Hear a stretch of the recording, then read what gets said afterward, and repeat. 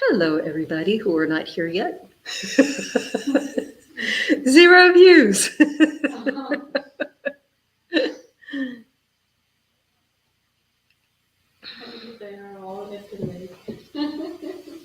Somebody will look at it later. Thank you for being here in person. Namo tassam bhagavato arahato samma sambuddhassa. Namo tassam bhagavato arahato samma sambuddhassa. Namo tassam bhagavato arahato samma sambuddhassa. Buddham dhammam sangham saranang gacchami.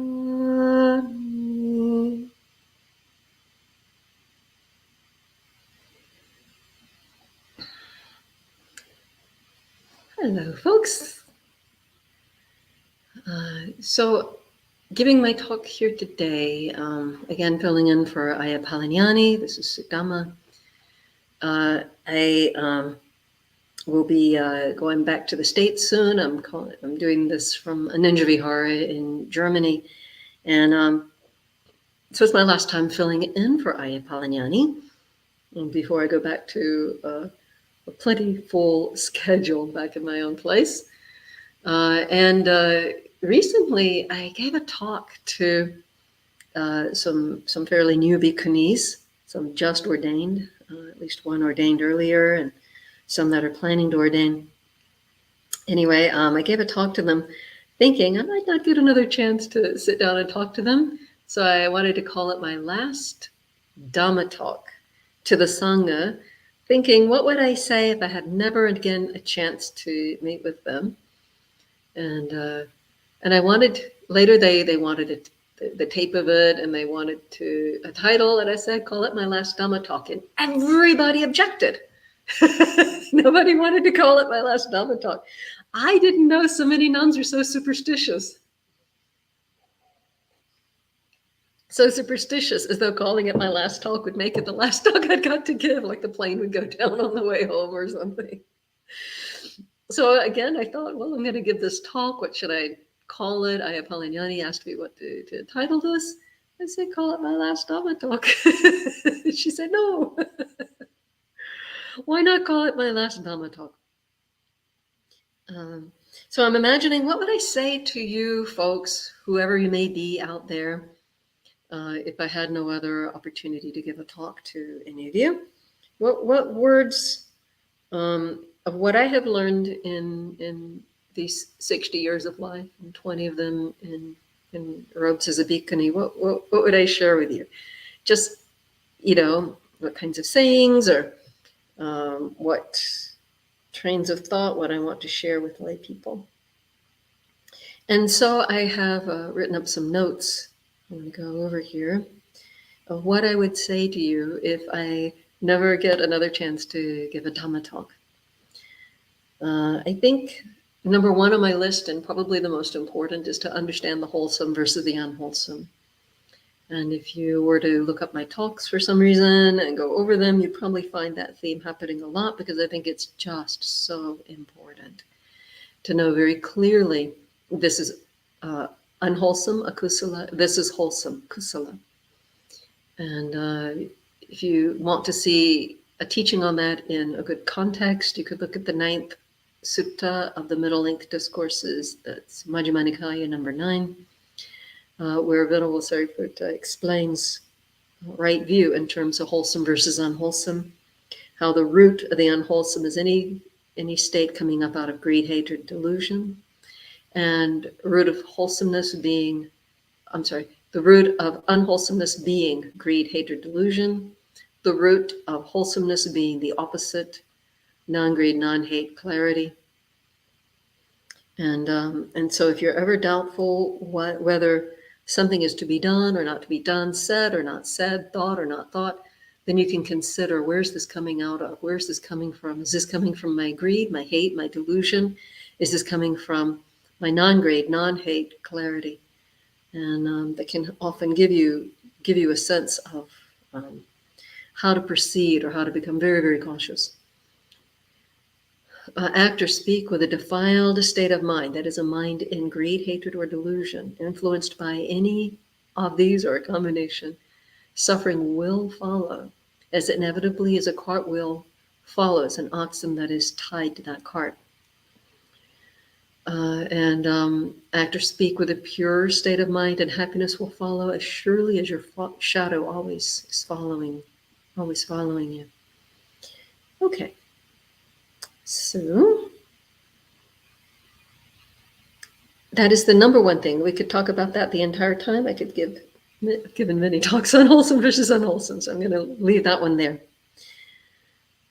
A bit of advice that I would like to share is something that comes up for Western students again and again. They want to know how to get enlightened. They want to know how to do the path. They want to know exactly what are the rules. It's like they want to know what exactly, or is the architectural diagram for making this house, and exactly how do you put it together, and they just want to hunker down and do it right and make it happen. And it's not like that. It doesn't work like that at all. There's no list of, there's certainly lists of rules of things that if you do them, that's going to be foolish. We have that. And there are lists of things that you might do that are likely to be wholesome depending on context. But we do not have a set of instructions that if you follow them exactly so, I'm sorry, some people are going to disagree with us, but if you follow them exactly so, you'll get enlightenment, because you still have to keep an eye on the wholesome or unwholesome situation of your own mind. If your actions towards enlightenment are stirring up unwholesomeness, guess what? You're not on the path. So you have to keep an eye on it. It's like any skill, any activity, any effort, you have to continue to watch the entire context, watch what you're doing, keep very alert and aware. If you were on a boat that was pulling a water skier, you can't just say, this is how it's done, and hunker down and blindly do it. You'll get them killed. If you were flying a kite, you can't say, these are the instructions, and just run around with your kite. It'll get stuck in a tree. You have to work with all of the instructions that we have from the Buddha, bringing skill to every single waking moment, and following his entire eightfold path, step by step, moment by moment. The path is unfolding in front of us right here and now. That might be bad news for some of us. I just want to, hunker down and get this list of what's right and wrong, and I'm going to just make this thing happen. No, you can't. Or I'm just going to, satipatthana my way right there. Well, the more you try to force something, the further away you're going to end up being. Have you ever tried to save a glass of water that was on the far edge of a table, and end up backhanding it off the table? And we're trying to force our way to enlightenment. We just end up backhanding the whole thing. And there is a fly in my Coca-Cola. I knew that fly was going to cause me trouble. If you want to know if someone has enlightenment, see how they respond to a fly. You find the truth. Turn fly.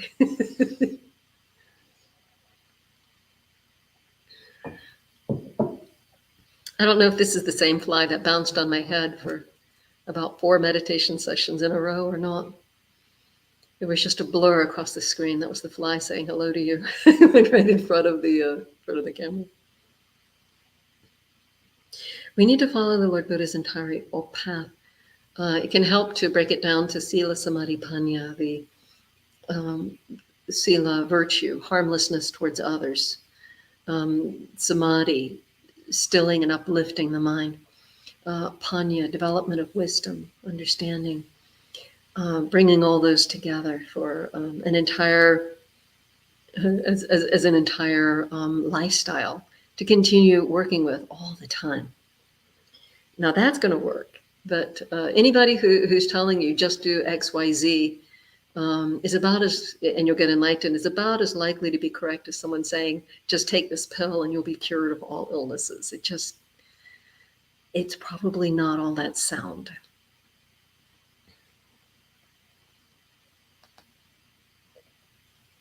Going back to my notes.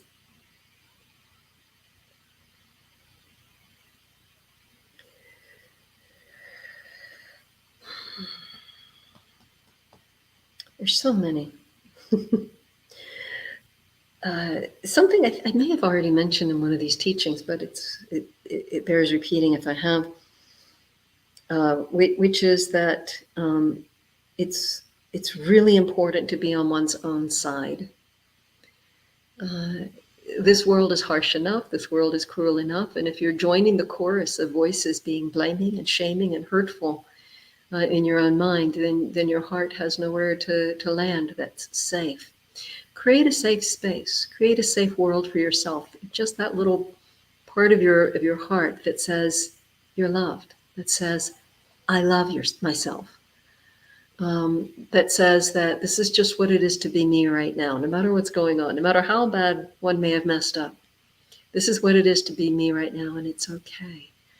Find that place of nurture, kindness, compassion, forgiveness, gentleness, softness towards oneself. It's like as if you have a child inside yourself that is so hurt and needing nurturing. And if you were to be harsh and cruel to the child, then it just cringes. It has nowhere to run, nowhere to hide. We need to look, in my opinion, we need to look at every thought process we indulge in about ourselves, towards ourselves, and make sure that it would be gentle enough for a child to listen to. And this whole point of view is probably influenced by the John Bradshaw movement many years ago. That whole inner child movement, there's something to this. I call it the 4-year-old standard. Whatever is going through my mind regarding myself or my actions, whatever, is it kind enough? Is it appropriate for the ears of a 4-year-old child? Because if it's not, then it's not suitable for myself. For example, you're always messing up. You're so stupid. Look how you screwed up. You do it every time. This kind of inwardly directed message causes something in one's own mind to cringe and hurt. It has nowhere to go with it, and the mind ends up in some sort of unwholesome, problematic kind of refuge instead. Some sort of behavior that's self-defeating, trying to hide from one's own voices or voice. And so it's no, that flies still.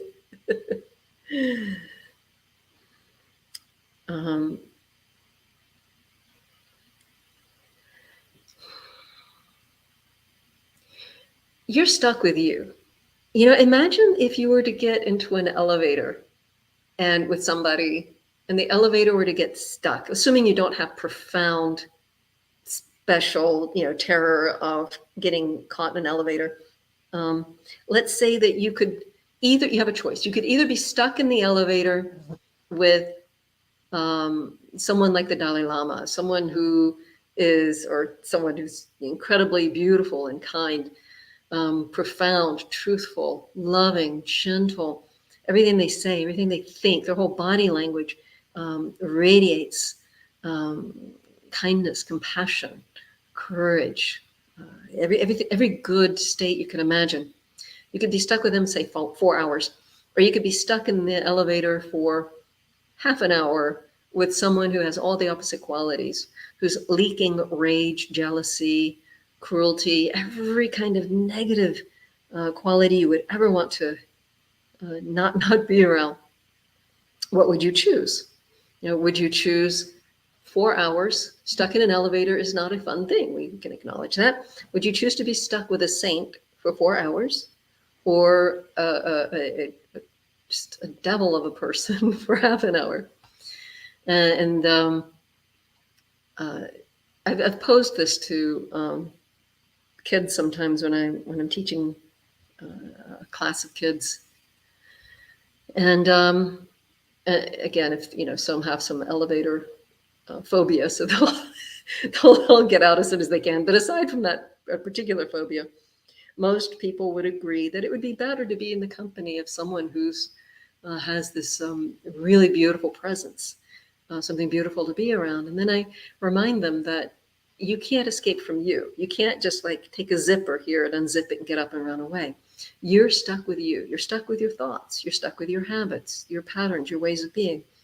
And you're going to be hearing in your own mind the ways that you are thinking. You can't escape that. And so if you've been cultivating all kinds of harshness and terrible trains of thought, you're stuck with those. You're dwelling in them. You're steeping in them. You're stuck with them.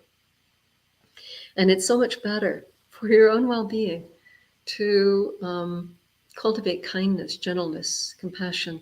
So always be thinking as though you have a 4-year-old right there at your hip, someone you love, someone you dearly love, who's going to hear everything you think. And make sure that what they are hearing out of you, this imagined child is hearing out of you, is kind, compassionate, gentle. And also the way you treat the child. The child needs exercise. The child needs regular sleep and wake times and plenty of sleep. The child needs good food. If you give the child chocolate cake at every meal, not so good for them. And what are you doing for yourself? Are you getting exercise, nutritional food, sleep, a certain amount of stability in your life? Because there's something in you that's taking note and being hurt or nurtured by how you treat yourself.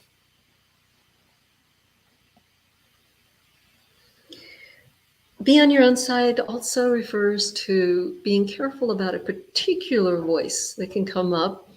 I haven't met anyone yet who denies ever having known this kind of voice that comes up with accusations, cruelty. It says mean things about you. It says doubtful things about you. And I call it the voice of doubt. I call it the voice of Mara sometimes.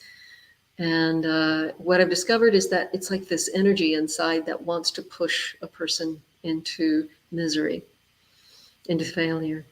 This voice has on occasion told me that I'm not good enough to be a nun, that I should disrobe. But I was keenly aware that if I were to follow that voice, it would later come back to me and say, what a failure you are. See how you couldn't even keep this up. So be careful what voices you choose to amplify in your mind, in your heart. What are you listening to? Are they like schoolyard bullies? Or are they voices of kindness, reassurance, nurturing? Voice of Mara really deserves no foothold in anyone's heart. Voice of cruelty and doubt, don't. Now, I don't mean reasonable doubt. I mean skeptical doubt that would keep you from having the courage and focus to do good.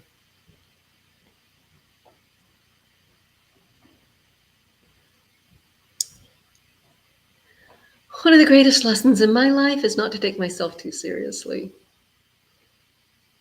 Every trouble socially I've ever gotten into started with me taking myself very, very seriously. There have been occasions that I've taken myself seriously without a lot of trouble following, got away with it. But I don't think there have ever been situations where I've gotten in trouble socially without first having taken myself very, very seriously. And I think it's good to have a strong sense of humor towards oneself. Just to recognize the absurdity of the circumstance that we're in. This mind, this body, trying to do the things we're trying to do. There's a surreal quality, an absurd quality, that if we don't find the humor in it, we don't lighten it up with a bit of humor, it can get so heavy. Sometimes if I want to laugh I think about what they say about that dolphins are freaked out by human hands. Like the dolphin fin is like this, and a dolphin fin that's been shredded would be like this. So when they see a human hand that really out like this, it kind of freaks them out. Like it's really creepy to them. So I just look at my hands and say, how bizarre. How bizarre to have this form, this body, this mind, these circumstances, the ups and downs of life, ups and downs of heart's temptations, ups and downs of everything, and impermanence, drumming, everything, and just how strange, how amazing, how bizarre. And here I am, I'm very serious. And you better take me seriously.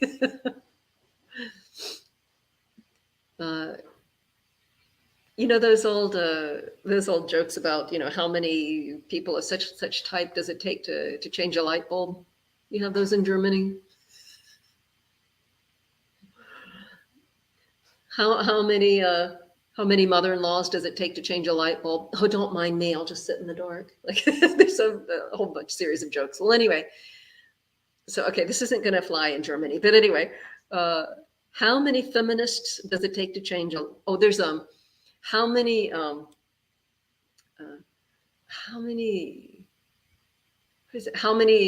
psychotherapy patients does it take to change a light bulb? One, but he has to want to change. Okay. Well, anyway, that's a couple of examples. Well, how many feminists does it take to change a light bulb? One, and it's not funny. So.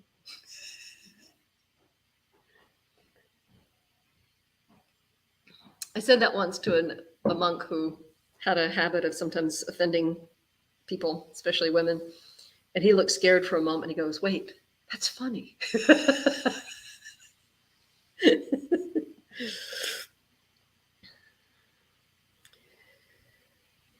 If I take myself too seriously, I am missing out on a huge amount of comic material. So I don't make fun of the Dhamma. I don't make fun of the robes. I don't make fun of other people suffering. But what I do make fun of is the absurdity of this being, the fallibility, the downsides of this being, the occasions when greed or hate or delusion have led this being into absurdities, absurd behaviors, and foolishness. All of this is just, to me, I find a certain amount of hilarity in it. And I guess just talking about it straight like this isn't funny in itself, but I laugh a lot. I laugh a lot. You know, sometimes I get migraines, and when I have a migraine, my hands and feet don't do exactly what I tell them to do. And I have been known to have a have a very formal situation where an elder is you know, I'm handing a tray to an elder that has tea on it, and I'm making my tea while she holds onto the edge, and then I'll hand her their tray, and then she'll do the same thing to another person, and they'll hold it while she makes her tea. And of course, I backhanded my entire cup of tea her direction across the tray. Someone I had very much wanted to impress with my gravitas. And all I could do is just kind of laugh inside. It's like, yeah, there I go. Yep, that happened. Mm-hmm. That's what happens. That's what happens. Yep, it's like that. I'm glad I don't take myself too seriously, because taking myself terribly seriously is incredibly miserable.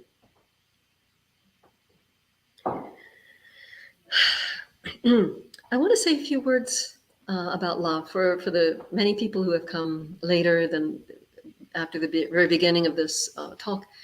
I'm giving what I call my last Dhamma talk, the things I would wish to say to people if I were never to have a chance to speak again, like some highlights of life advice.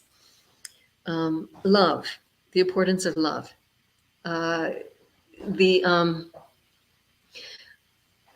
We tend to go looking for love.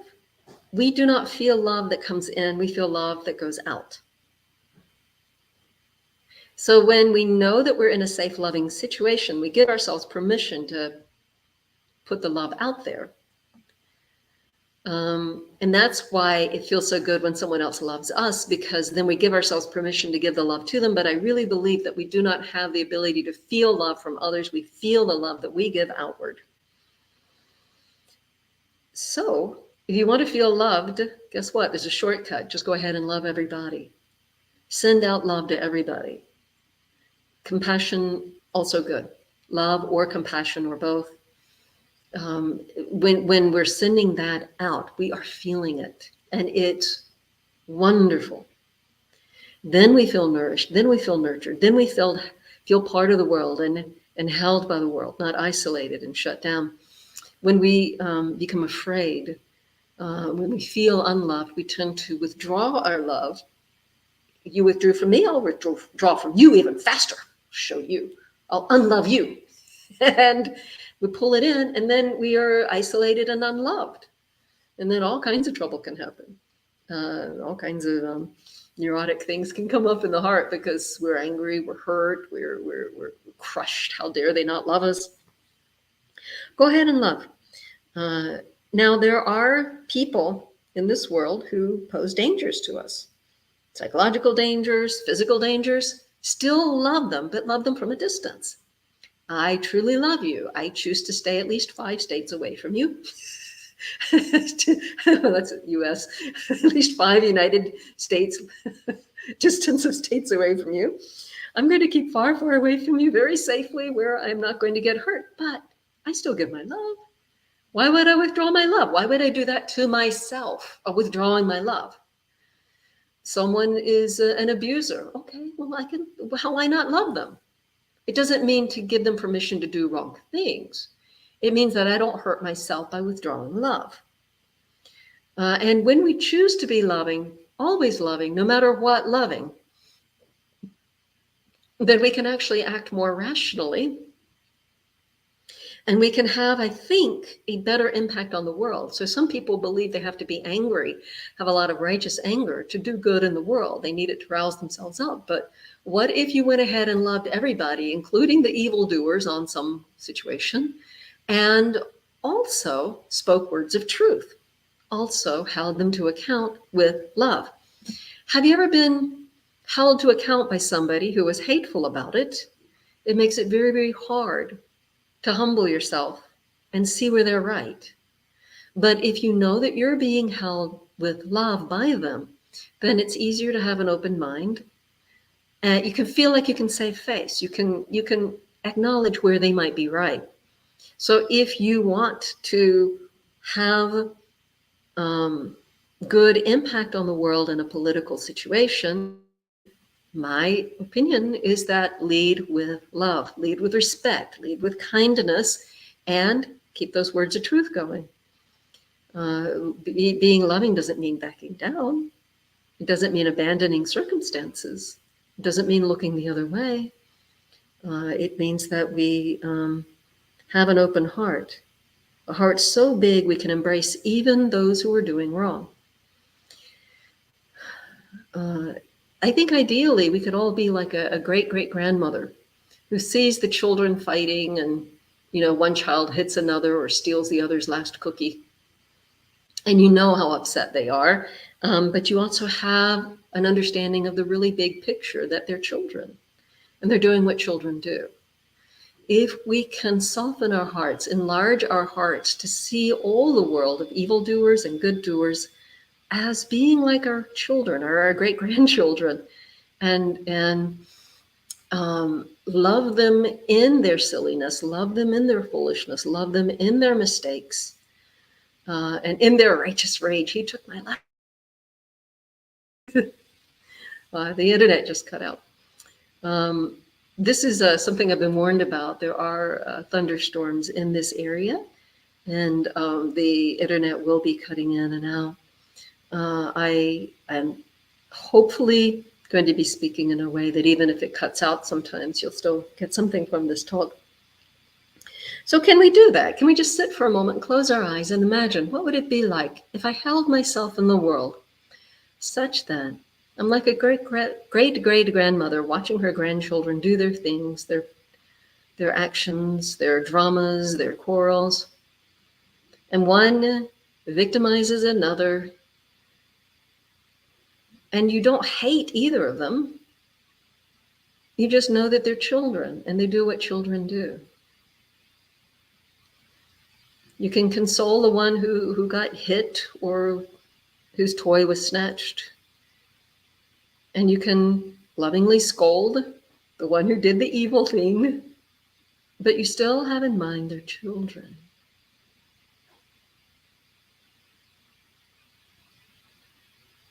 You know, we're all foolish. We're all children. We're all crazy people until we're fully enlightened. I'm told that the perspective of the fully enlightened person is that everybody else is crazy. So you can just imagine the silliness of the world from the enlightened point of view, wrapped up in greed, wrapped up in hate, wrapped up in delusion, wrapped up in failure to see impermanence, failure to see the suffering, failure to see the non-self nature of phenomena and self. Wow.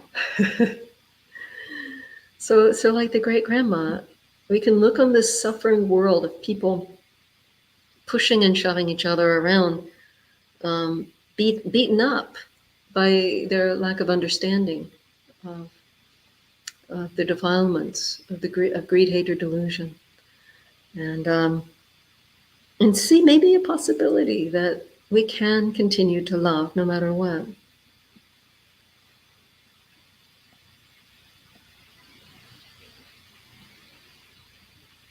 These kind of talks are dangerous because, you know, as soon as I say something so bold, a very unlovable person will come to me.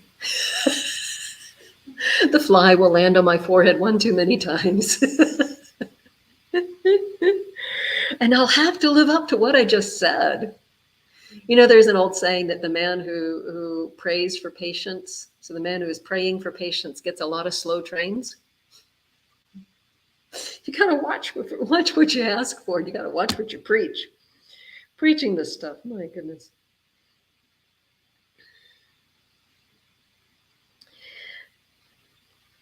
Sometimes you hear people talk about letting go. You hear wise religious people from any religion talk about letting go. And you hear Buddhists talk a lot about letting go. I think it can really be helpful to, again, sit for a second and breathe in, breathe out. See how you breathe in the fresh oxygen that gives us life. And then we breathe out. So we do something and we let it go. We take the air in, we let it go. You might think I just want to breathe in all the time, but that would lead to death if it were even possible to do. We have to breathe out. Let's take actions in the world. Using this as like a kind of a, I don't know, simile, parable, what is that? Using that as a metaphor, I suppose. How about if we take actions in the world and then loosen our grasp around them? Do what we need to do and let go of the results. In everything. I remember one time a girl came to me who was having difficulty sleeping. She was filled with anxiety. She was dreading her exams, I think high school. And I talked to her about doing the next right thing, just doing what she needs to do and letting it go. She can write her papers, she can take her tests. How a teacher chooses to view those, how the teacher chooses to grade them, is none of her business. Just do the work and let it go. Hopefully it helped her. I like to think it did. I think that kind of advice helps me. Just do the next right thing. Just do what there is in front of us to do, that we need to do, and let it go. Again, going back to a theme I was on a few minutes ago, people want to take the actions that may lead to enlightenment, and then they want to kind of mentally push them through and make themselves enlightened. Just do the actions and let them go. Whether or not you get enlightened is none of your business. Just do the actions that lead towards enlightenment and let them go. Let it go. Don't try to keep pushing in some way. Just do the work, do what needs to be done, let it go. It's none of my business what other people think of me. It's none of my business the results of the efforts. Now, caveat here, of course, I need to study the results to develop skill. But in terms of control, let go.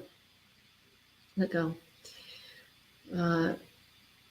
I like Ajahn Brahm saying, whatever's going on, not me, not mine, not myself, not my business, not my problem, including one's own mind, not me, not mine, not myself, not my problem, not even any of my business.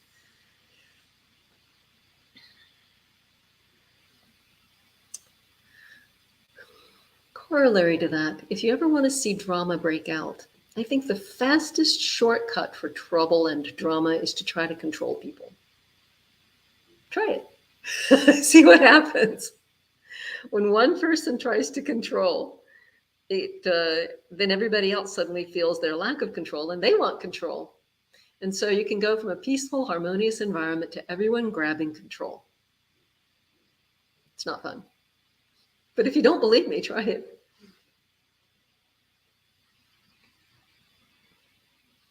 Sometimes people think, this is my child, I will control. This is my husband or my wife, I will control this person. These are my employees.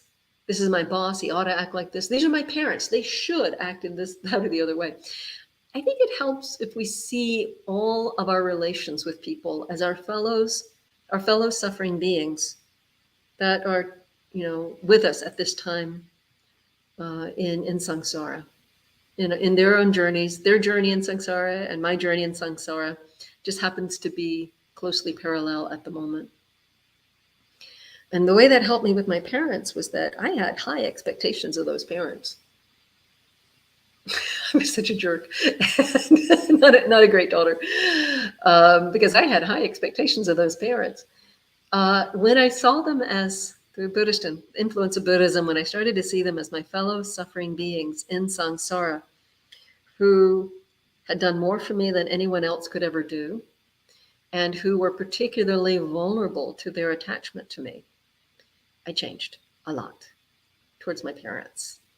I started treating them with tremendous respect and a whole lot of gentleness and kindness.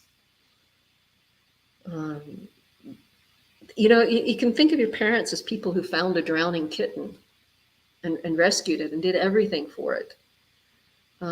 They somehow landed you. Like you came in from samsara. They didn't invite you specially, but you landed in mom's body, and she gave you a body, and she kept it alive. And so did dad. What do they say? 3,000 something diapers each child.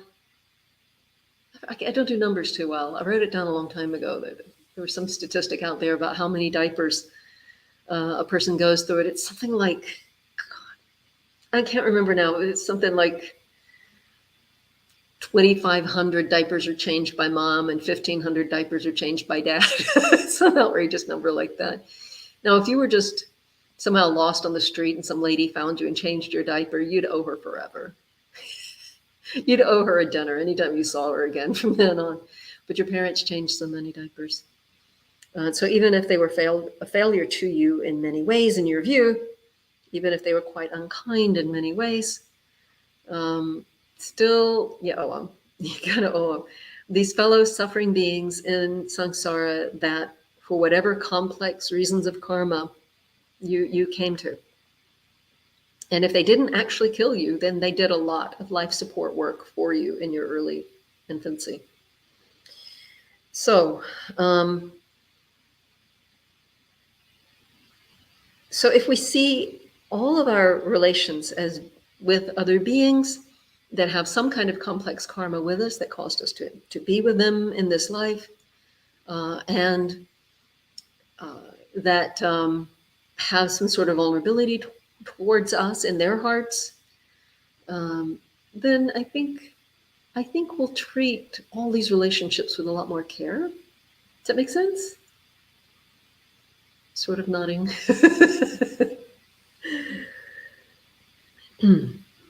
When we put these labels on them, this is my husband. He should be like this. He shouldn't be like that. Yada yada yada. There's a cruelty in that, and a quality of trying to control the other person.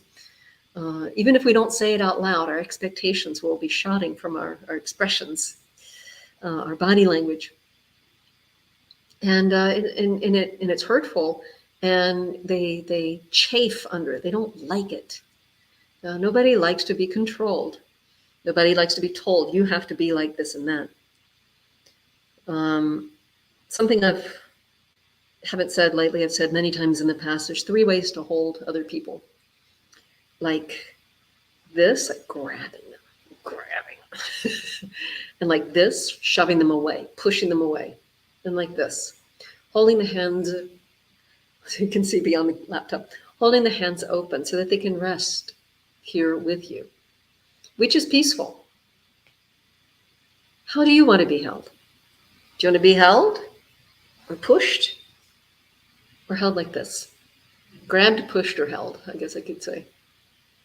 So what do we want to do with other people? Do we want to grab them, shove them, or let them rest with us? Rest. Be at peace with us. So this goes for employers, employees, neighbors. You know, they're going to do what they're going to do. And sometimes it's incredibly aggravating. The fly that I mentioned before is still bouncing all over me. While I'm talking, sometimes he's been walking across the screen directly in front of my face, and I'm trying not to laugh as it sits on the image I see on the laptop. It's right where my chin is. Flies are going to do what they do. Samsara is just going to roll on the way it rolls. How about if I just do what I need to do and let go? Easier said than done, but a nice ideal at least. And something to realize that when we're doing otherwise, when we're telling others, you must this, you must that, I demand this, I demand that, that it's kind of mean. It's not harmonious. Now, again, going back to loving people, if they act in ways that are hurtful, that we cannot or are not willing to look past, we may need to love them from a big distance. We should not control anyone, but we can tell them, I'm sorry, this is my limit. This right here, I tried to get past this limit, but it doesn't work. This is my limit. If you are crossing this limit, then I have to re-examine my choices. I may need to live, 1,000 miles away, but I love you.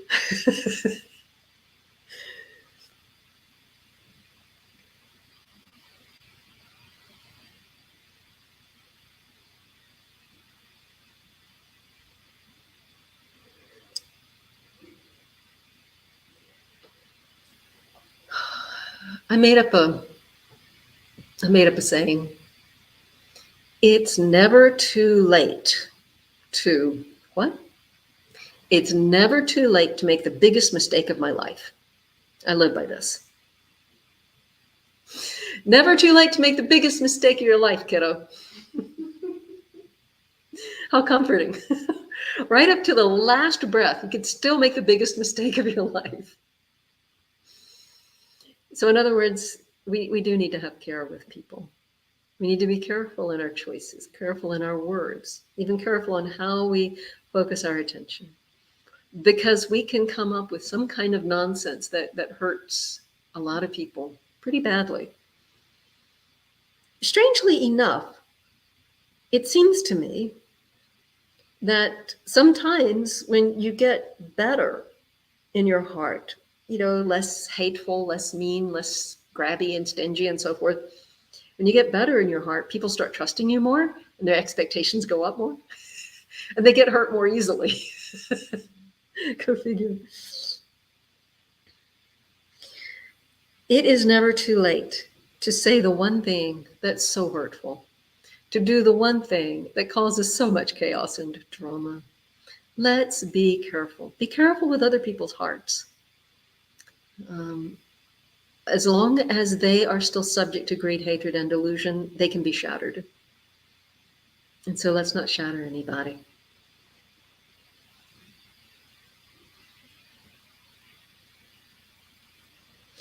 In the Mangala Sutta, the Buddha listed a lot of blessings that are some of the greatest blessings of life. And one of the blessings he listed is to set yourself in the right direction. So this is one of the supreme blessings of life, to set oneself in the right direction. What does that mean? So I don't think this means making the right choice out of, like, should I go to this school or that school, or should I take this job? I don't think that's the kind of set oneself in the right direction, but to whatever one is doing, to do it with wholesomeness and with the pure intentions and so forth. But even kind of on a deeper level than that, set oneself in the right direction requires placing our attention skillfully. So let's say, oh, how convenient. Look at this bottle right here. There's a line right here. You can see where the liquid stops. And there's that saying, is it half full or is it half empty? And so if you're putting your attention here, you see the fullness of it. If you put your attention here, you see the emptiness of it. I'm sorry, I'm just fascinated with how blurry things are outside of like this device's intention to catch my face clearly. Okay, so this is true of kind of everything. Like there's so much goodness in the world. If I'm putting my attention wholly on the goodness in the world, it's so much. It's more than I could possibly take in. To where I can see only the goodness in the world, and I could only see the evil in the world if I put my attention there. There's so much of it. It could fill my senses, fill my awareness 100% all the time. Where am I putting my attention? It just seems to me more and more as time goes by that the only real choice we're ever making is whether in this moment do I put my mind towards what is skillful, place my attention, place my mind towards what is skillful, or place my mind towards what is unskillful. It seems to me that everything keeps following from that. In this moment, which direction is this mind going?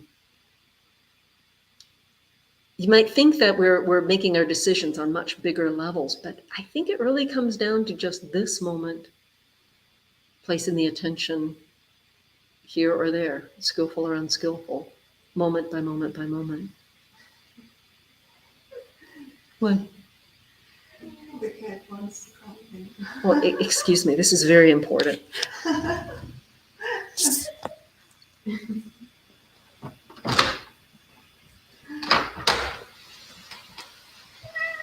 Oh. We couldn't not let in the kitty. It's kind of rainy out there. That little rascal does that during meditations sometimes. They had to tell me, don't let the cat in during meditations, because it just encourages him to do it again. Okay, so let's see if I've missed anything. People sometimes ask me, how do I make this big decision? How do I decide? And, it's amazing the confidence people have in people in robes, like as though I would know whether you should go to Harvard or Yale, as though I would know whether you should marry this one or that one. How would I know? But what I do know is that decisions I make from a place of joy are the ones I don't regret.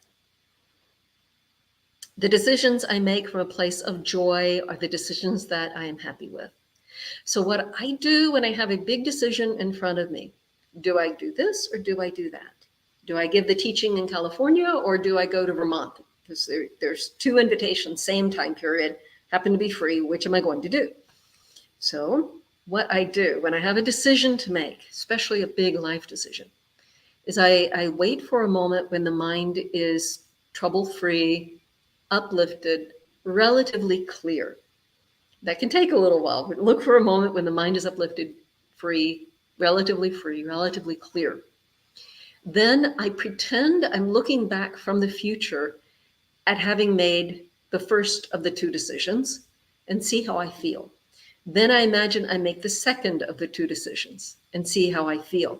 So I imagine, let's say I imagine it's like years in the future, and I look back and say, yes, I made the decision to go to do the teaching in California. Then I feel my gut. I feel physically my body, my gut from around just above my belly button. How do I feel? Do I feel a surge of energy? Do I feel a surge of joy? Or do I feel a lack of energy, a sinking feeling, my stomach kind of going down, like, ugh, not feeling good? Then I imagine the other choice. How do I feel? And sometimes there's a really clear difference. One of the two supposedly remembered choices brings a feeling of happiness, joy, and the other brings a feeling of low energy, dragging around, sorrow. And so then the decision is very clear. Um, and yeah, if there's no real clear decision one way or another, then it's not time to decide. Just leave it be for a while. That has worked for me a lot. Worked for me quite well. I mentioned earlier about letting go. I think it's really, really important to do that, and it helps to have some sort of philosophical basis on which to do it. People who have some kind of religious belief, some kind of higher power belief, I remind them to let go and let whatever they believe in, God, goddess, whatever. I'm like, hey, let it go. And that can be really helpful for people. With traditionally Buddhist people, then I remind them of impermanence. I remind them they're not in charge. They're, of non-self nature, got to let things go. They can let it go. Western Buddhists are a little tougher. And so I remind them to try to remind them to trust the process and again let go. I myself have kind of an emotional connection with the Buddha, Dhamma, Sangha, that I feel like I can let go to the Buddha. And it's not that I imagine him actually there, though that is the case for people who are Mahayana Buddhists, I understand, but I don't imagine that he's actually really there, like personified. But that I don't know what to say. That his Dhamma is right here holding me. His Dhamma is right here unfolding in this very instant. And it's okay to let go into that. Before I give a teaching, you may hear, sometimes monks and nuns and other people may start with Namo tassa bhagavato arahato sammasambuddhassa 3 times, and then Buddhang Dhammang Sanghang Namasami, paying reverence, paying homage to them. I say Buddhang Dhammang Sanghang Saranang Gacchami. I go to them for refuge.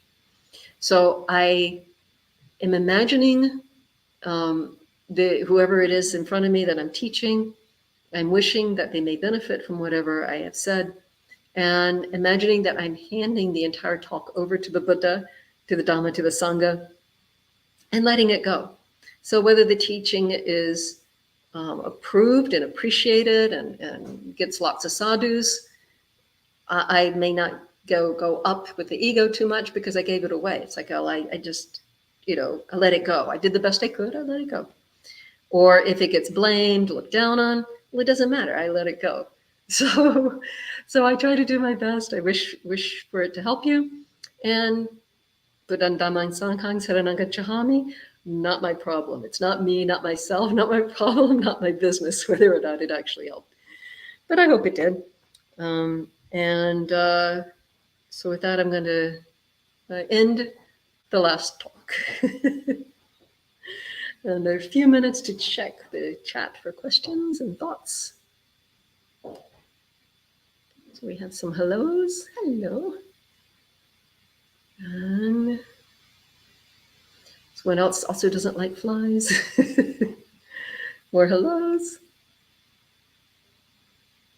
If I give a turtle a worm and the turtle eats the worm, am I breaking the first precept?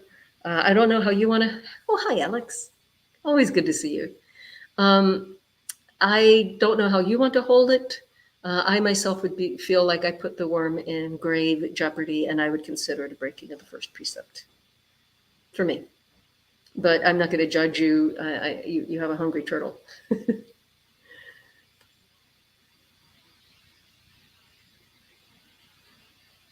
Okay, let's see. How do you suggest one approaches one's shortcomings when they're not in line with the Dhamma? Is the question itself wrong because shortcomings are just vipaka of previous causes? I'm not going to let you off that easy. You can't just shrug off your shortcomings as having been your karma. We're fully responsible for our shortcomings. We're fully responsible for all the consequences. If there's a whole bunch of dominoes lined up, and I choose to go boink, and they all go falling over, and I didn't realize they would fall over the way they did. I'm still the one who went boink, knocked the first one down. I'm fully responsible. But how do you approach your shortcomings when they're not in line with the Dhamma? With a lot of compassion. Why on earth are you still doing something that you know is not in line with the Dhamma? Meaning, it's hurtful to you. It's hurtful to others. You're wasting your time, your energy. You're acting in ways that you yourself don't approve. That's hurtful. I mean, it feels bad. It's hard to hold self-respect. So I think in that case, you need a lot of compassion. I think I've mentioned this here before as well. There's a brain scientist named Kelly McGonigal who has this fascinating YouTube video. She has more than one, so you'll have to dig around to find the one I'm talking about, in which she describes a study that was done with women who were dieters, who were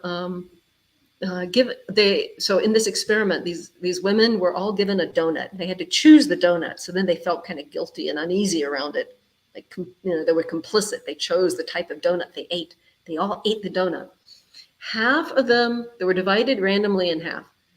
One group was given a forgiveness message. Oh, we understand some of you were uncomfortable about that donut. Everyone ate it. We asked you to eat it. Please don't worry about it. Just let it go. The other half did not get that message. Then they were given a task to do of tasting candies and writing down the qualities of the candies.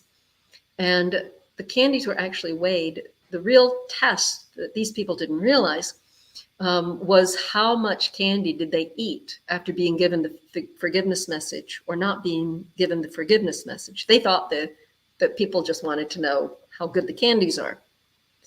And so they found some outrageous number. Again, I'm not great with numbers, but it was something like 75% more candy was consumed by the women who did not get the forgiveness message.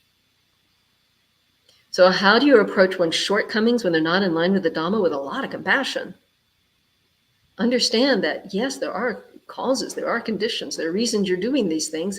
Understand that there's probably some really strong draw to be doing it against your own values, and have a lot of love for yourself, a lot of kindness, and look for ways to work around it. Give yourself structure and stability that would take you away from those things. Find some people, get on the buddy system, find someone you can call when you're tempted to do something. And so on. Just work with it skillfully. Look for cause and effect around it. See what you can do to get yourself out of these behaviors that cause yourself to feel low about yourself. But do it not from a hard judging place. Oh, you bad Buddhist. You're so low. You're so bad. But just be like, I want to be a friend to myself. The way I'm acting is not friendly to myself. How can I improve? That'll help. Example of how to love with truthfulness? Well, imagine that someone did a terrible thing and they don't realize that let's say your kid stole a bicycle and so there are consequences to that. And you're talking with him about it, and he doesn't realize that when he stole the bicycle, he rolled over his own pet snake. He has no idea his own pet snake died. And so you sit down with him, and you're like, kiddo, you made this decision. There were these consequences. I'm sorry I have to tell you that Seymour, your pet snake, was near the bike and this and that happened. So how would you say such a thing to your own child? Okay, so you have a politician who just did something incredibly idiotic that's going to hurt a lot of people. Good sir, you made this decision. I know you had good intentions. Here are these consequences that are coming from the decision you made. We need to make you aware of this. Surely you didn't know it would have these and these consequences. These and these consequences are happening. They're happening now. Here's the proof. We've got to address this. As opposed to, you stupid blankety blank politician. I hope that makes sense. So that's how to love with truthfulness.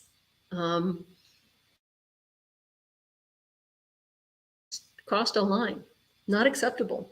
You will not stay. If they are doing XYZ, you may not stay even now because they did it once. Then set them down and say, my dear, I have this limit. This is the limit. It seems to me you crossed that limit. This is painful to me. I'm sorry to tell you, it's just not something I can live with. So it's putting me in a position where I have to make hard choices. What do you want to do? You see what I'm saying? Like, there's a real different approach from you, la la la la la. You betrayed me. You did da da da. But love with truthfulness. I hope that was helpful. In the early Buddhist texts, perhaps also even the gods are presented to be a bit silly and crazy. Yep, they are. Some of that was probably helpful for breaking people of some superstitious beliefs. Some of it is that, yeah, the gods are not enlightened unless they're enlightened. I mean, some of them got enlightened, but most of them are not. And so they have they probably wouldn't have ill will because that's really heavy stuff. But they have greed and they have a lot of delusion. Some of them can really think themselves as being like, permanent and so forth. You don't say, why are you so mean? Why are you so selfish? Adults' labeling of children, praise or blame should be carefully monitored.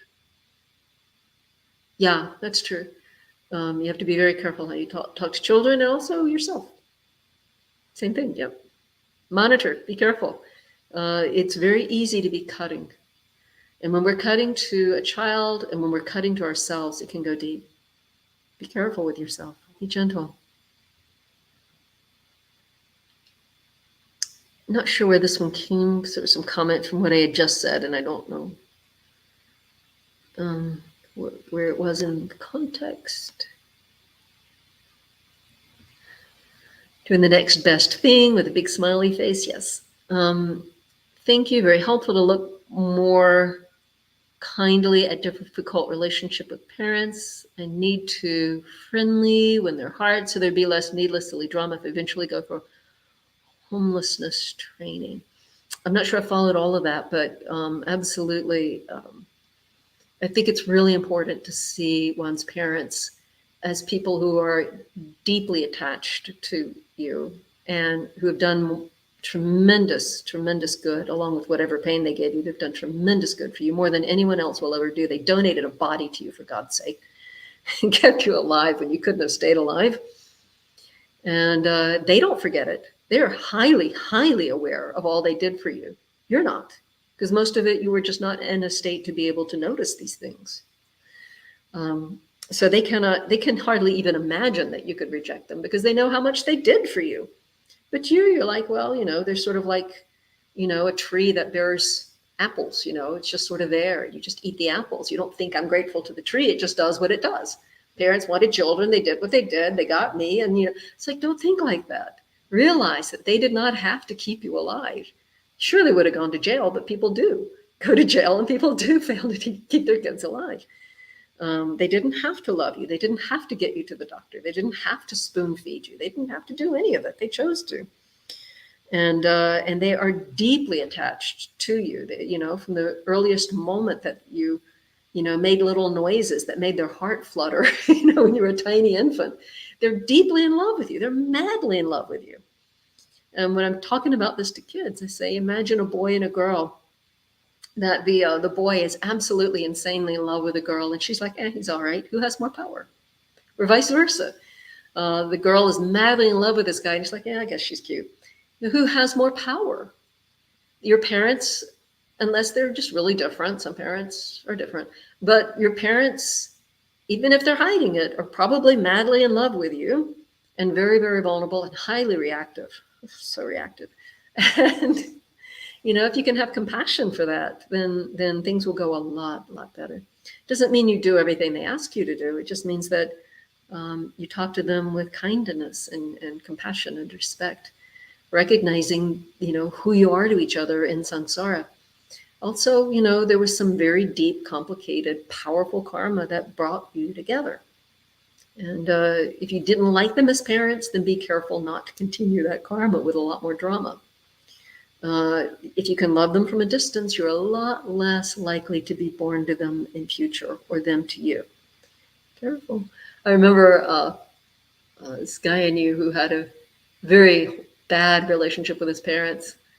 His advisor said to him, you better make peace with your father or you're going to marry him.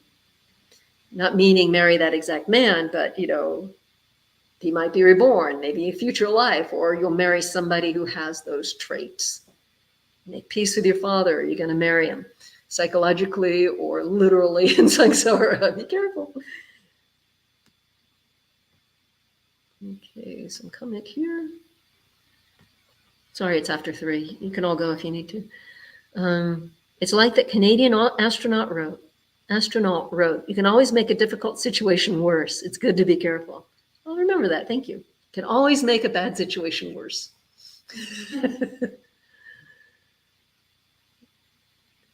Okay. Let's see.